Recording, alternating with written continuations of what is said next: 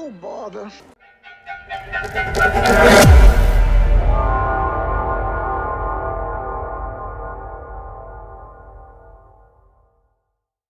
Hello, my friends, and welcome back to another episode of Power and Politics Season 2. In our last part, we were finally able to push out not only our foes in the east, but our foes in the south have been completely annihilated in the form of Syracuse. Looking to our west, we have, we have a bit of a shared border with an enemy, the Editani. However, they have not pushed up in quite some time, and we don't have much of a incentive, let's say, to push down into Hispania and open up another front. So, for the time being, at least until we get another legion over that way, I don't see any purpose in attacking the Editani, opening us up to attack from the Arverni. So it would appear that for the time being, we are actually in a state of peace. And when I say that, I mean, we might be in a bit of a golden age here, folks. We have politically more power than we've had in quite a long time. The House of Julia is extremely loyal to us. The House of Junia, of course, have been our loyal comrades, and even the House of Papiria has, they've been very friendly to us lately. Now, of course, some of that loyalty is coming from our decision to secure the loyalty of House Julia, but I'll take what I can get.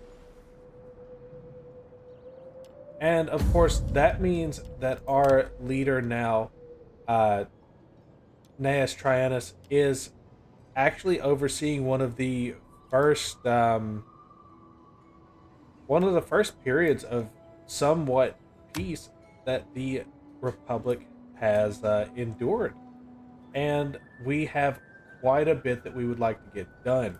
We're going to expand our economy. We're going to uh, work on technology and hopefully get through a few turns without a series of battles. But speaking of, let's go ahead and start moving the First Legion on westward. I believe what I'm going to do is move him into move Spurius back to Rome and allow his brother Faustus to take command of the first. Now, usually this passes from father to son, but in Spurius's case, his son has at least 10 to 12 years before he's ready to take the reins, at which point we'll probably move Faustus to doing something else, if not just being a senator. But I don't want him just sitting around doing nothing, right? So I guess we're going to go with morale for all units for him, and we're also going to see if we can get him something a little bit more powerful with this one. Not really. So I'm going to go with...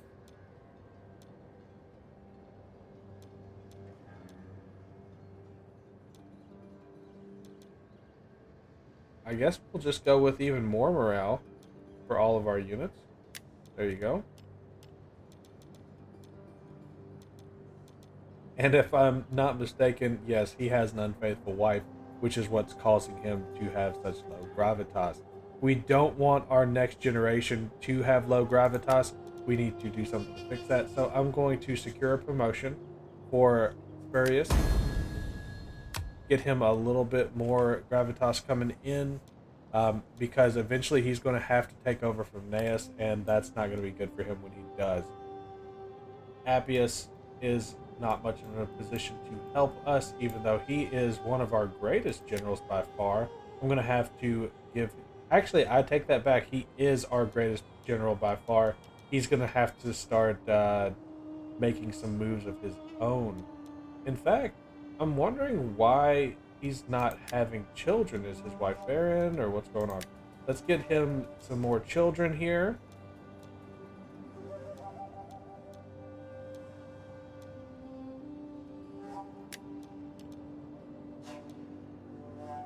Oh, well, that was stupid. I shouldn't have done that for her.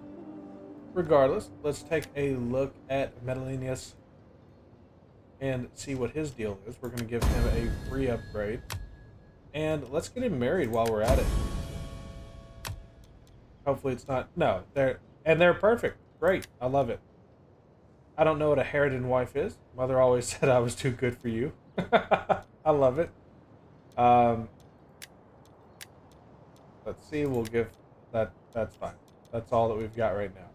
Man, we are getting really unlucky with these wives. It's unfortunate, but it is what it is.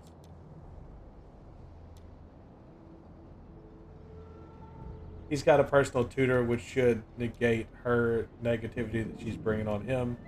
And of course, he just got that promotion that's going to give him additional gravitas per turn. So we'll just have to keep an eye on him. And it looks like that's going to be it. The older generation is already pretty much all dead and gone. I don't think this lady has much power. Oh, she does. Good lord. 222 gravitas per turn. I would like to keep her, you know, on our team, but hey, you get what you get.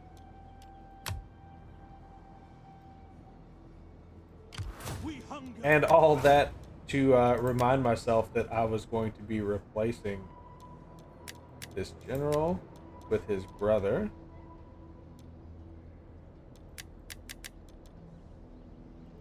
Faustus, you will now take command of the First Legion and hopefully lead us to victory and a larger empire, or excuse me, a larger republic in Hispania. At your command.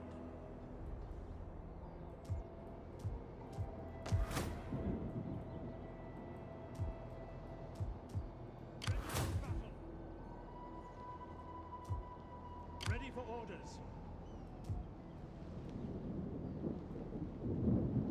And while I am very much tempted to pull the Auxilias back west, I feel that they have a good position out here that we really don't need to compromise. The second could possibly go back to Cisalpina, and that... Actually, I'm going to let the second go back to Cisalpina. That's exactly what they're going to do. We'll let the the third stay out here and continue to guard the frontier, alongside the fourth, who is going to be camped out back at Dalminia.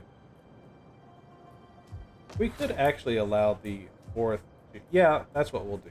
So, we'll have the fourth take care of things at Singadun, since they originally came from Segestica, and then we will have the third move back to Dalminium, where they'll control things from here. We'll eventually get a new Auxilia that will take control here, and it will be primarily Illyrian, but the funding just isn't there for it just yet.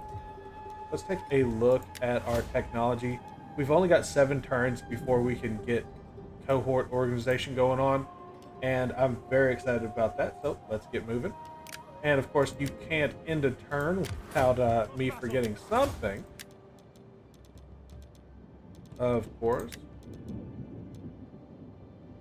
And that works. So, one more thing that I've clearly forgotten. And whose province is this? Pannonia belongs to House Papiria. Something to keep in mind.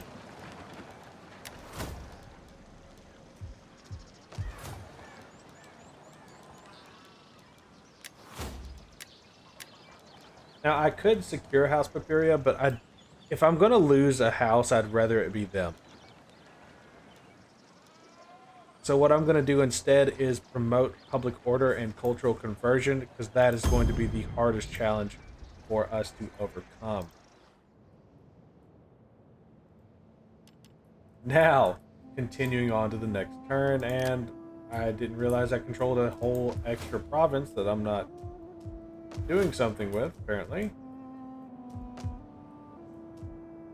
Oh, that's right. Magna Graecia is finally under our control, and I am going to secure some party loyalty here. Well, it looks like we're suffering just a little bit from a lack of cultural conversion, so I'm going to do the same festivals here as well, celebrating an end to the wars in Italia. Now, let's finally move on to the next turn. I do apologize about that. And of course, we have a slave uprising. We're not going to watch that whole video. You guys know what it looks like by now. So I do hope that this video finds you all well. I know I've been away for a little bit. If you haven't watched my video explaining myself, basically, then I, of course, encourage you to do so. And it looks like we've got our first battle. We're about to probably get slaughtered here. So let's go ahead and jump on into this. And hopefully it turns out a little bit better than last time we fought a battle at Patavium. The eyes of the Senate and all Rome are upon us today. We must make them proud that we are their defenders. More than that, our Roman gods are watching. Make sure they are not ashamed. Now, it is a shame to be thought of as the defenders of the Republic. You know, because we should be in a pretty fairly protected buffer zone. However, with these slave revolts, it really cannot be helped. And what a revolt we have here. They have so many cavalry. It's amazing that they haven't already been able to surround us. Now, unfortunately, a tried and true tactic of the Romans, which is hold them in the center and allow your heavier troops to come in and flank, is not going to be effective this time. And the reason is that the AI decided to do something crazy, which was hold back their troops. So we're going to see how that all plays out here, but you probably already know how it's going to go. They massively outnumber us, and they're not falling for our usual tactics. So I'm going to let this battle play all the way out. Not going to be much commentary from me, so I do hope that you enjoy it.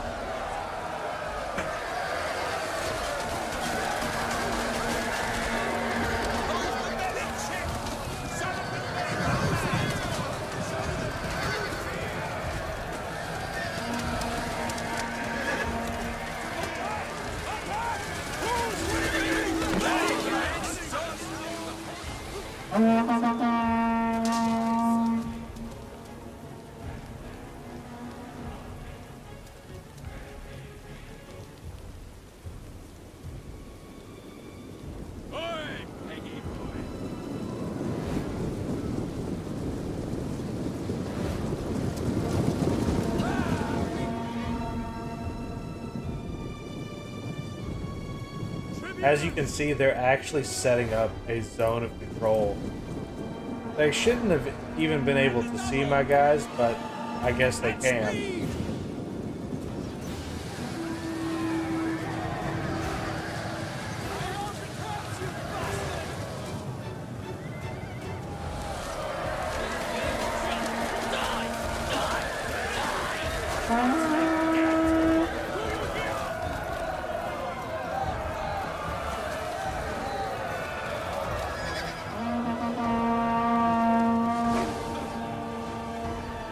To serve Rome.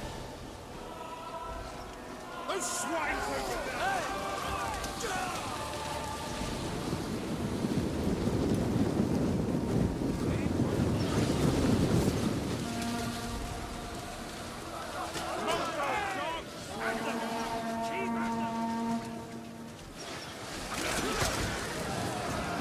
And the Rurari have collapsed.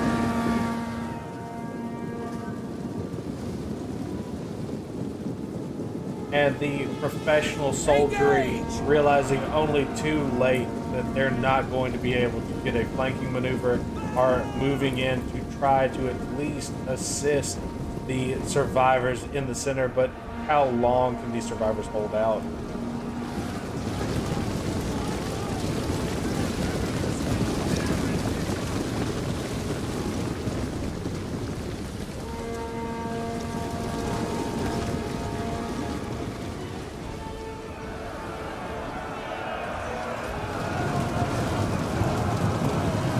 Clearly not long enough, as they all begin to flee and rout from the battlefield, just being slaughtered as they run.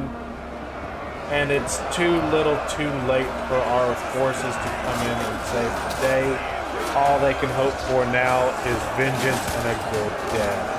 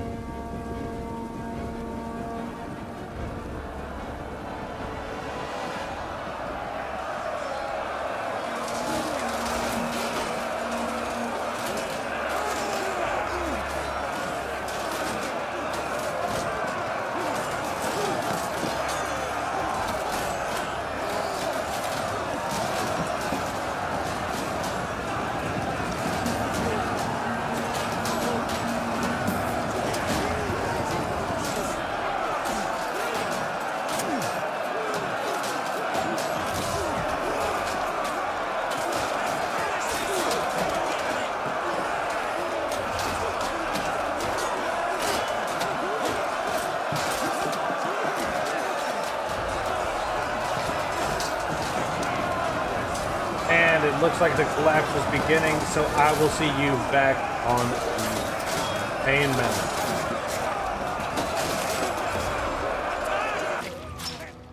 And of course, the golden age of peace comes crashing down with the burning of Batavium. Now, fortunately, rebels don't generally take cities, but still.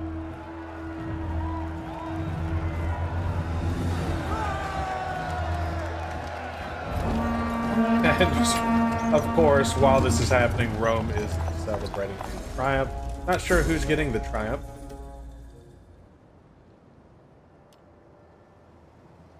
Oh, Gnaeus Vespanius. The elder general has finally passed on, taking most of his family's fame and fortune with him, unfortunately.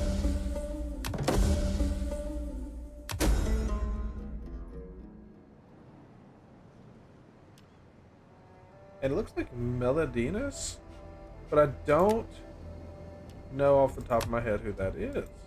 Commander? Oh, of course, the member of the House Julia, our other great general, who has been out on the front lines doing good work. Now, let's keep it moving. We're going to head back west. We're going to get in range of protecting Batavium, hopefully. If they attack, we'd be in range to back them up, yes? Ready for orders. You know, let's go ahead and force march on into Batavium. That way, if anything happens, the First Legion is ready and raring to go. Hopefully, they don't attack Medlon. I don't think that they would do as well, but it's only a 12-unit garrison versus the 10-unit garrison at Batavium. That said, there are, of course, walls and 6 units of Hastati opposed to the 2 that were present at Batavium. So they would have a bit of a time overcoming Medlon, but I don't want to take any unnecessary risks either. So hopefully they don't push that direction, because we cannot move from Magna Graecia at this point, we would only risk upsetting the our new Greek friends, right? Your orders? And honestly, it looks like you guys can go back to Corrales.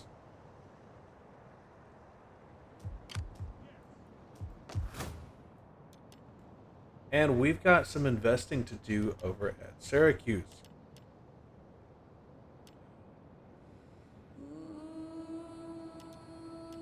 So, Syracuse being a farming colony, let's do two things. We're going to, of course, invest in a villa. And then, secondly, we're going to invest in the Field of Mars. We're going to be attempting to get auxiliary hoplites from there. That's exactly what I wanted. All right. Fantastic.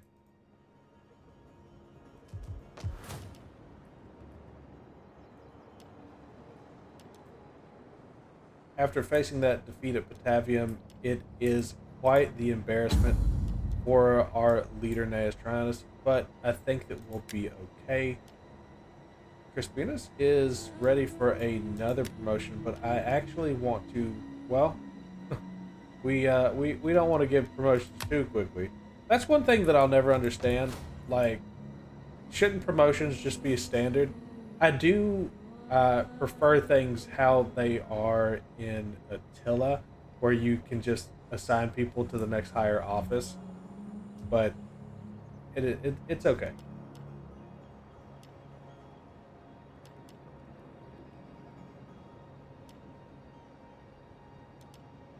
Let's see what we can do to expand our economy. The first thing we're going to want to do is get shops. And for Neapolis, let's go with an auditorium, just because it reminds me of good old Spartacus days, right? They got their own little arena there. We could go with the Shrine to Jupiter. That's going to get plus 8% wealth from all resources. I think that would help a lot, but before we do that, let's check out what else we can do. Increase Syracuse for sure. There is quite a bit of financial expansion that we could do actually before even moving on. I'm going to get a Shrine to Mars here. I believe that that will definitely help in pushing the province into Latin culture finally. The Greeks were definitely dominating the culture for this region. And at Syracuse, we're going to get a... Well, I would like to make it a military wharf, but we already have one of those. Yeah, and they share the same part of the... well, I guess is the Ionium. Didn't realize that. I thought it was part of the Adriatic. That's alright. They share the same region of the sea. So I could have Syracuse be the home of our shipwright, or I could really just double down on them being a financial center and get a harbor there. Go with the trench mine here.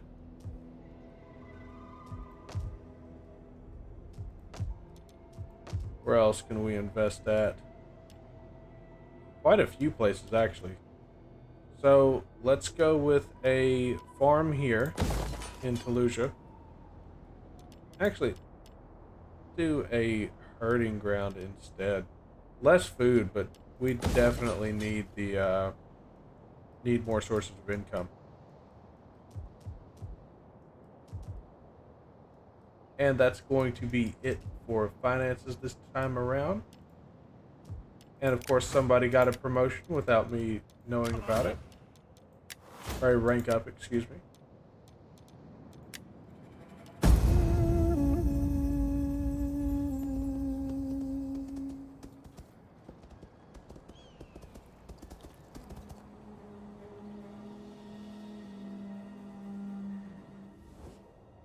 The portents are clear.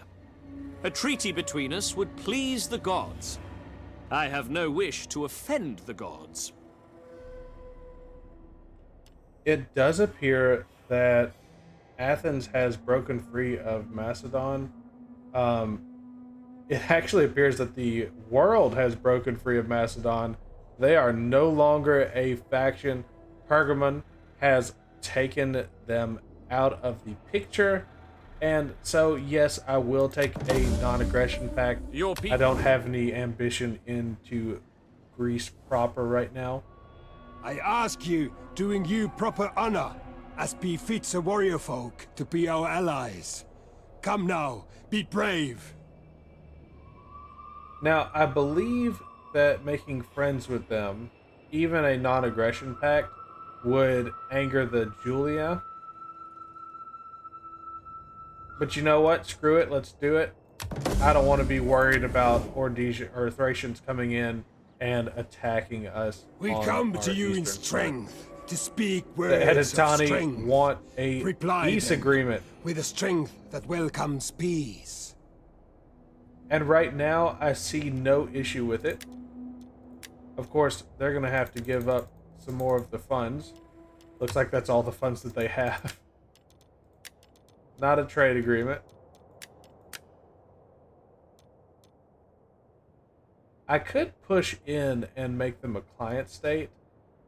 It wouldn't weaken us at all. But it would weaken our standing with the House Julia. So for now, how about a non-aggression pact with it? Actually, we'll cancel the non-aggression pact. If they want to fight us, they can try. Now we have It does talked appear long, that they are at but we war have with agreement. basically I am all of content Iberia. with the day.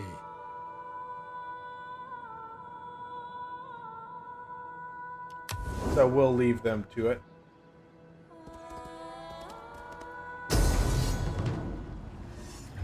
And it looks like another battle. The Raeti want to fight the slave revolt for us. So I'm going to let them. Now, usually I don't skip battles, but this one does not need our presence. So I'm just going to let it happen.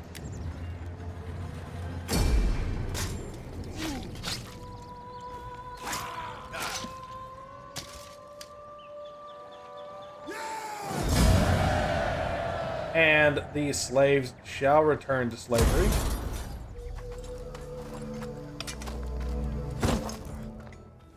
War! A man's calling is war. Because not it's never vegans, truly gossip. over, we Give me do the have clash a new of war on our swords, hands not wagging from tongues. the Sequani.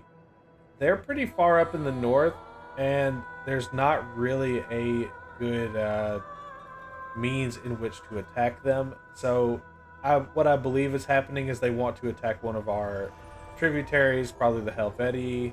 So, of course, they're going to assault us and be at war with all of our friends.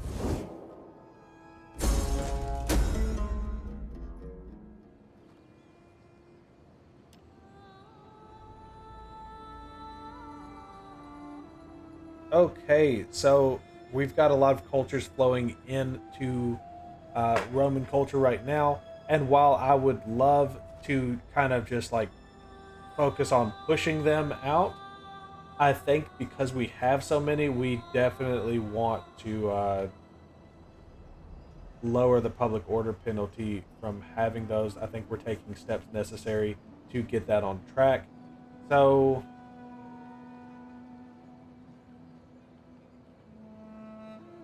this time, instead of inclusion, which would just get rid of it, let's go with cultural understanding. That's going to really boost us up while also getting a 20% public order penalty removed.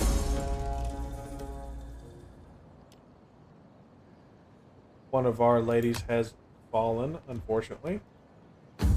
I believe it was the last of that generation. Yeah, that was her. Or maybe that was her. I can't remember. Regardless, we have lost an entire generation now, and I believe that's going to weaken us a little bit. We only have 54% influence. We need to raise that higher. Unfortunately, we're in kind of a peacetime right now. We're not going to have much opportunity to raise that much higher, but it's something to keep working on. Our economy is beginning to rebound finally. I'm hoping that that means that we're going to be able to really focus on getting everything ramped up for this next war that we're apparently going to be a part of.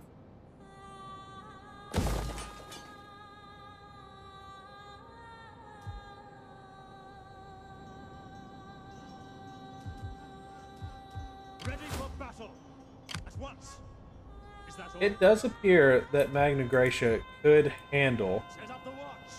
their army not being there. So what we're going to do is we're going to send the 2nd Legion to spearhead the assault against the Sequani. So they're going to go park in Medlon.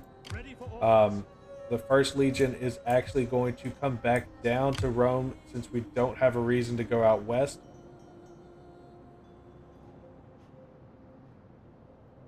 Ready for And then the 2nd is going to hang out over at Batavium until the 2nd Legion comes through.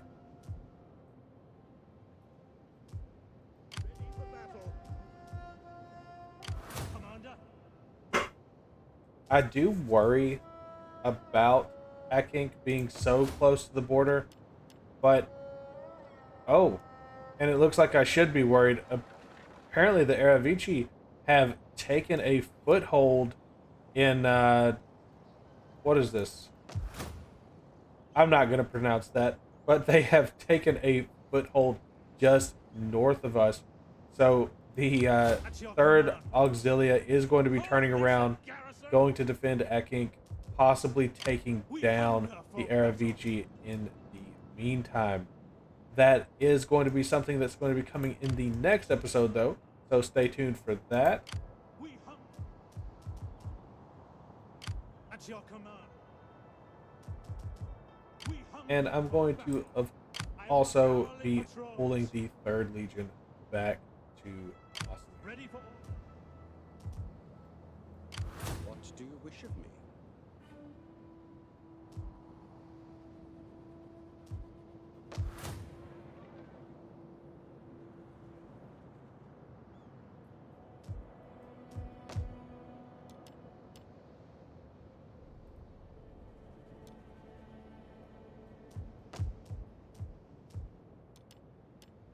Shrine to Neptune, that would help our maritime income.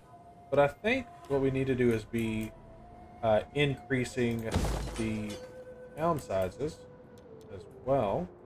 Are there any other ones that we can do? Let's go to Magna Graecia. Up there.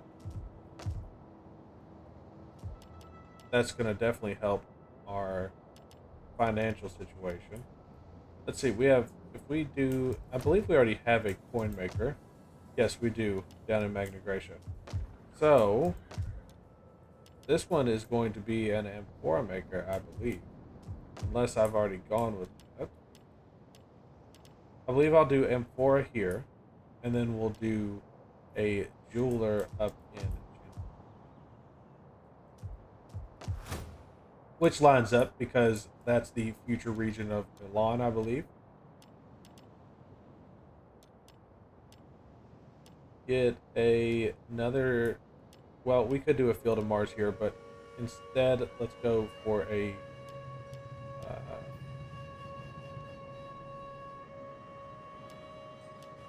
go for grain pits.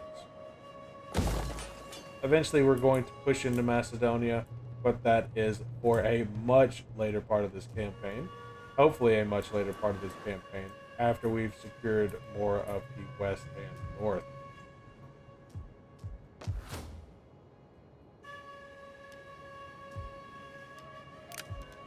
And there's never an intern without somebody getting a level up. Faustus, good job. You didn't really do anything but sit there, so we're going to give you strategist. And Praetorian. Now that is one thing when you don't have multiple turns per year, your characters, they just age too fast. You don't really get time to invest in them, which is unfortunate, but at least the game moves along.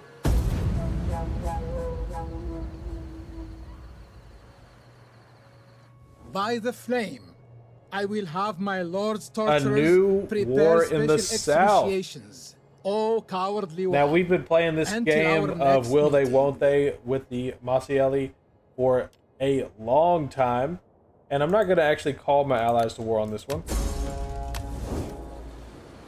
I'm not worried about them coming all the way down.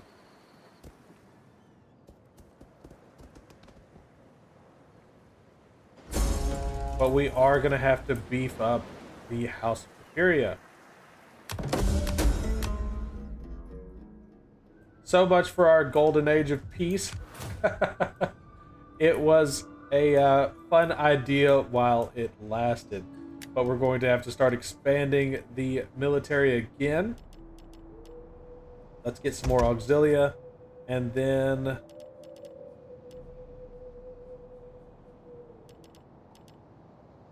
oh, this is a good question.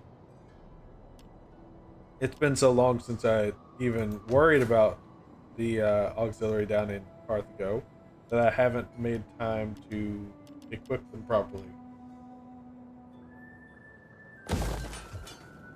Ready for battle. So I think what we'll do is give them a couple dogs and a couple more auxilia, and then we'll start investing in possibly cavalry and archers if we can get there.